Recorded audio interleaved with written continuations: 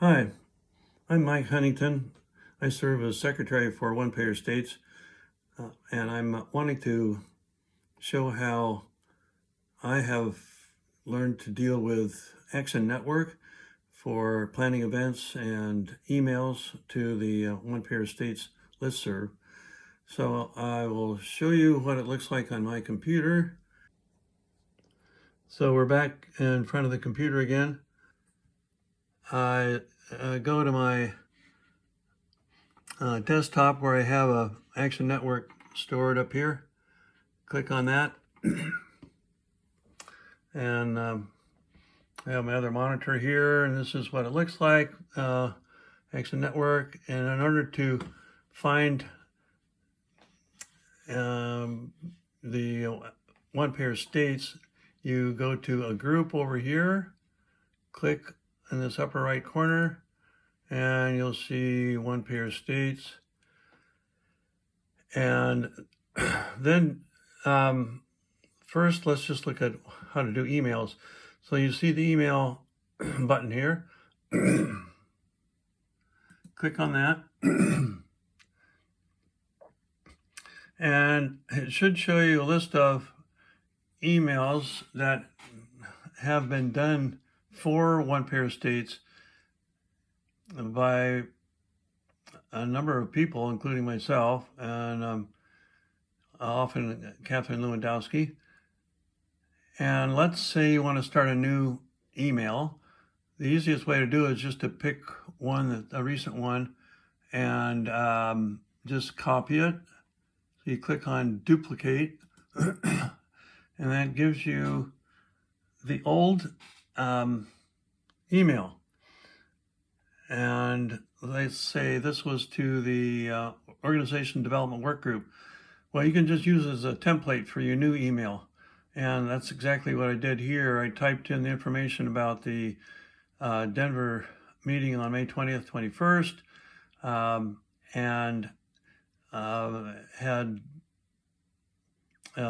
these logos and graphics were prepared by Betty Valencia and Sarah Wright. So I just copied and pasted. Some of it will copy and paste. Others you have to bring in, like this image. I had to bring it in, this 50 States, One Goal. I had to click on image right there, and then you choose a file from either your files, or you can just drag a photo into this, and that will download it. So that's how I got this. For the text, you just type it in. If you want to link something, you highlight it. And let's see if I've done that here. Let's say I want to link something to breakout sessions. I'd highlight it, and then I would go up to the link button here, and then insert the link here. You insert the link here, and then that makes that phrase that you've chosen linked to the website or a Google Drive document that you have stored. So once you've done all that, you save it down here, and to see what it looks like, you press save and send test, and then that will appear in your email. This is assuming that you have the editing privileges, admin privileges, and I will make sure you have those. And then once you have saved it, you look it over, make sure it looks good, and then you go over here and save and target your email. So I'm going to press that, and it gives you this page. So this is allows you to include certain recipients and exclude certain ones. For the most part, if you're just emailing the entire group, you don't have to pay any attention to any of these. the one time we do pay attention, well, say if you wanted to target a specific city, you would enter the group that you've already stored in Action Network related to that city. If you want to target certain work groups, you look for the target box here. Tags, I mean. So in this case, I had tagged the Organization Development Work Group. And so that's who this email would go to. If you want to take that out, you simply do that. And it then will include everybody in the listserv. So then you go down here and you save and send. Make sure you still like your document.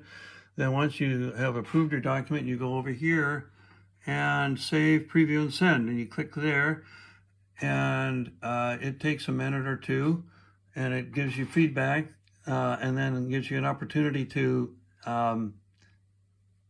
think twice, and then you press send again, and that goes to the whole listserv. So that's how you do an email.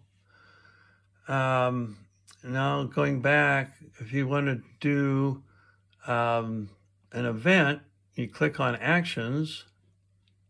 Well, first make sure, you have to go back here and make sure you're still in one pair states. So go back and click on that. And yes, I want to leave this page.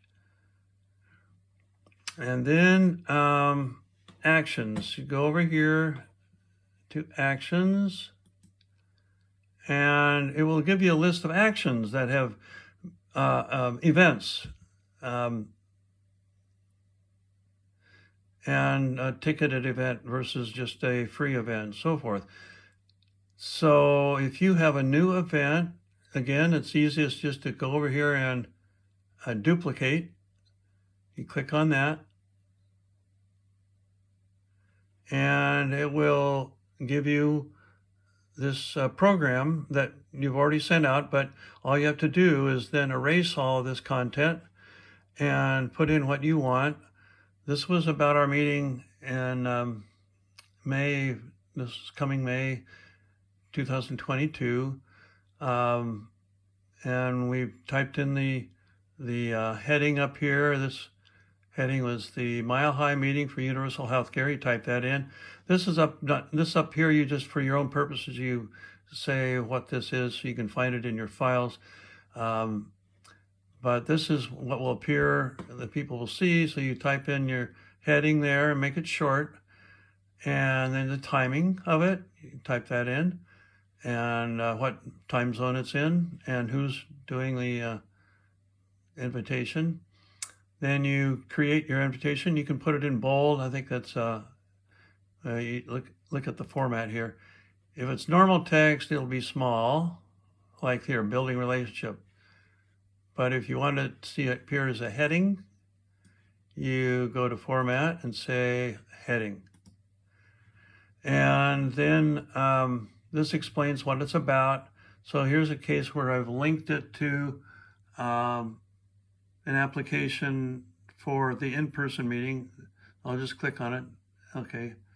I won't, after all, that's where you would click. Or you give them instructions. Use the attend event RSVP, which is up in here. It says attend this event. So you want people to know, give them explicit instructions on where they can register. Then this is speakers, and when you want to enter a picture of somebody, you do this like I mentioned before. You go to image and go to a file, and for the case of TR Read, I had it in my downloads file, and I'll put it in the icon mode so you can see.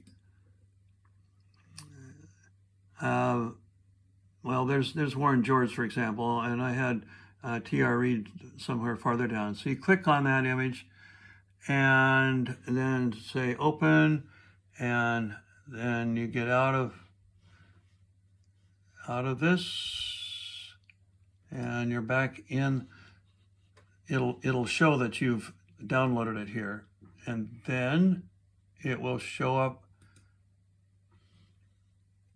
here, and it may come in at the wrong size. For example, and if it does, and you want to change the size, you hold your cursor over this. Let's see, can I do it? Yeah. Right there until you get the little hand. And it'll take you to a window where you can change the size of it. Here I have 115 pixels. Let's change it to 200.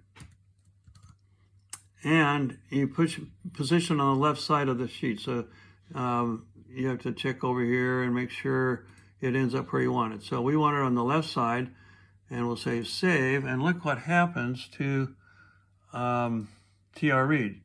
He gets too big. So, and he's pushing other people aside. So you go back to this with this, put your cursor right there into the little hand, click on it, and then take this. You want to get back to where it was. So he was at 215 or 115. So type that in, 115, and it's on the left side. And then click save. And this should bring him back to the size that you wanted. So you do that, and then you can link a bio to this. So you do the same thing. You go put the bio, find it online, or have it stored in Google Docs with a link, and then you link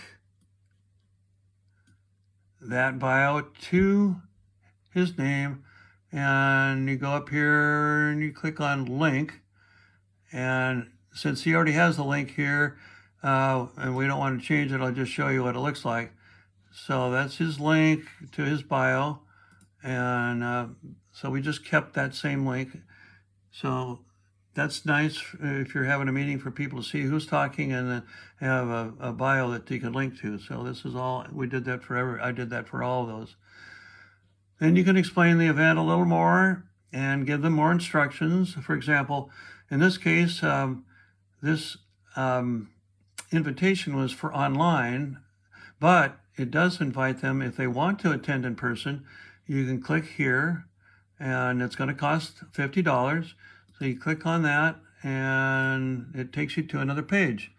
This is looks very much like the other one, but this is telling people where it is, where the map is on the map, where it is on the map, and gives them explicit instructions, but also refers them back to the free online one if they don't want to pay $50 and they can't travel. Otherwise, the information is all the same down to, these are the program for the meeting, but more specific instructions of how to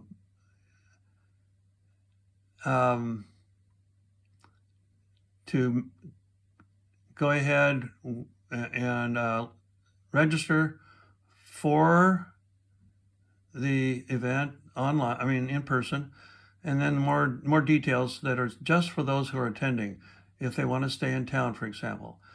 So that's how you use Action Network for an event, and then earlier you saw how to use it for an